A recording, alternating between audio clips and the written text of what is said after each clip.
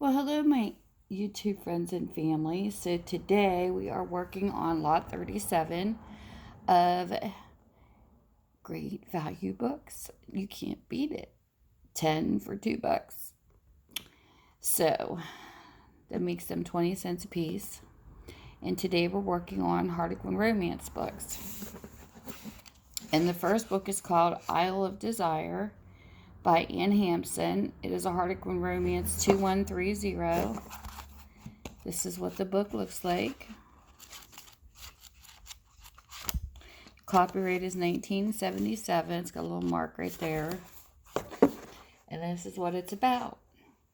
She wanted his love, but he was unloving. Laura had known it was a gamble, but working on a tropical island even temporarily appealed to her. Admittedly, the Conde di Tiverio Marito had commissioned her father to restore his paintings, but as she had assisted her father before his death, she was sure he was competent. The Conde, however, took a different view of deception. You will be accommodated here at the Placio until 1 week today, he said arrogantly. That is the next flight out. He's not very nice. So there's book 1. Book 2, it doesn't say which Harlequin romance. It doesn't give a number. It's what it is they've combined. I guess it's like a special edition type. This one's called Race for Tomorrow, and it's by Elaine Barbieri. It is a 1983. And then it's got a little bit of white out in it. But this one's not going to have a number. Sometimes they throw in special editions. So that's what the book looks like. And this is what it's about. Race for Tomorrow. Model Trina Mallory's real passion was race car driving. The speed, the victory, the thrill. She surpassed all her competitors until Slade Montgomery came along. And then almost before she knew it, Slade had become her number 1 thrill. That sounds interesting. This is book number 2. Book number 3 is copyrighted 1977. It's called The Bamboo Wedding by Roumelia, Elaine, and it is Harlequin Romance 2107. And this is what it looks like. It's got a mark there. Aged, loved, awesome. This is the synopsis, what it's about. Bamboo Wedding. Kerry listened in anguish to Pearl's words. Bragg's secretary had obviously been nursing a smoldering hate ever since she had heard of their marriage. But these were not the poisonous ramblings of a jealous woman, no.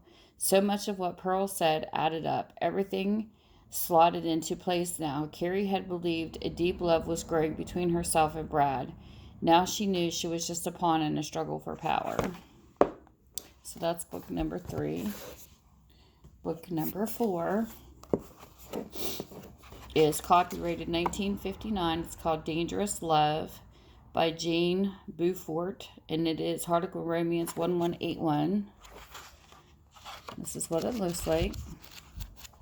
This is what it's about.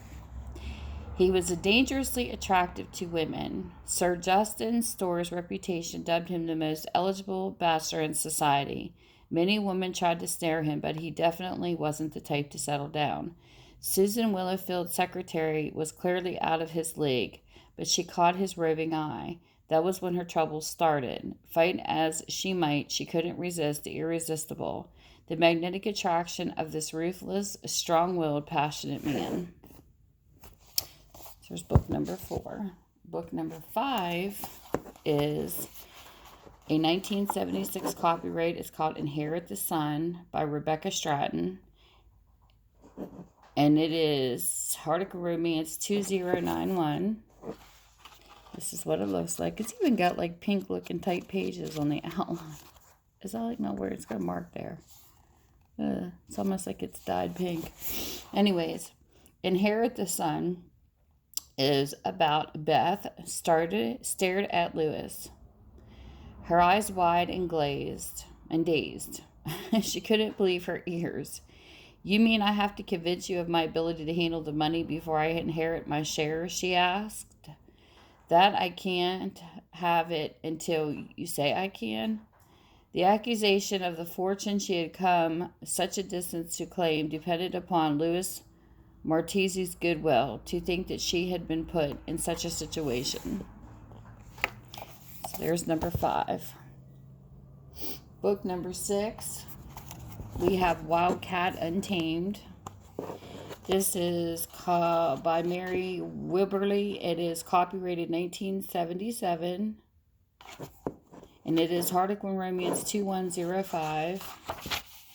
This is what the book looks like. It's got another spot. I don't know why they got spots up there. But anyways, Gemma had always loved visiting her grandmother at Corrie House. Now with Gar Anders there, everything had changed. I can't stand him, Gemma thought.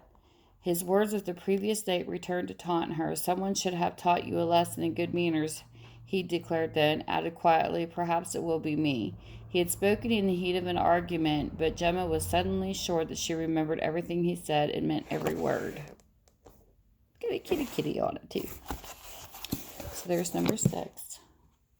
Then we have number 7, which is copyrighted 1975, The Impossible Boss by Jane Corrie. It's Harlequin Romance 1956.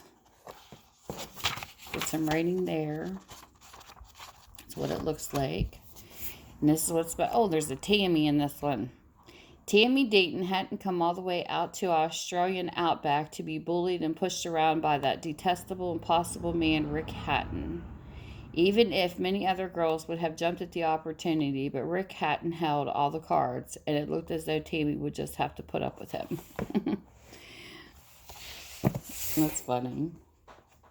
And then number 8. This one is called Bound for Marandoo by Kerry, Allyne. This is in 1977, and it's Harlequin Romance 2094. Another spot on top for some reason. This is what it looks like, and this is what it's about. Jade was puzzled by Tori McGrath's completely hostile attitude. After all, today was the first time she'd ever met him. You may consider it a joke or a game, Miss Pascoe, Tori said grimly, but I heard you at the hotel last night, and let me tell you, I don't consider gold-digging little hussies a joke. That's funny.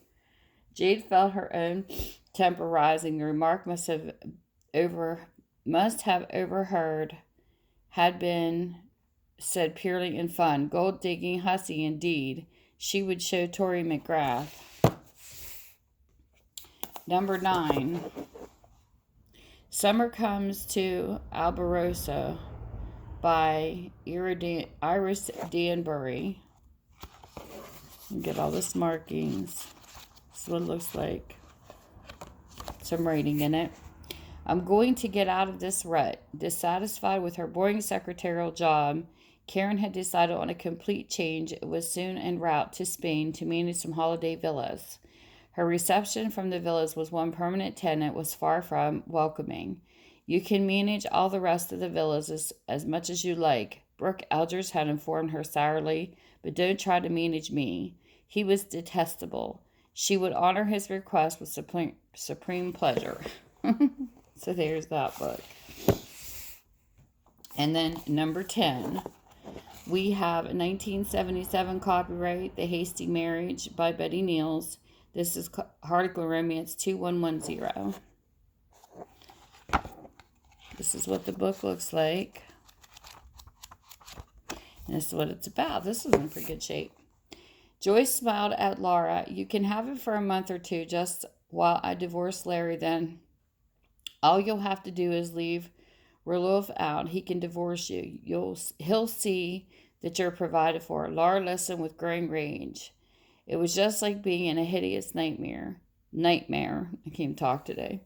She wouldn't give up Roloff without a fight unless he really did love Joyce. Then, well, then she didn't know what she would do. So this is number 10. And all you have to do is email me. And my email that'll be in the description below, which is tammysmakeuptreats@gmail.com. Or you can message me on Facebook, which is MindasBookstoreandMore.com. And you just tell me lots, and it's yours. And the lot for this one is lot number 37. And with that, I hope you all have a great day. And thank you for spending time visiting with me on my channel. Bye. Mwah.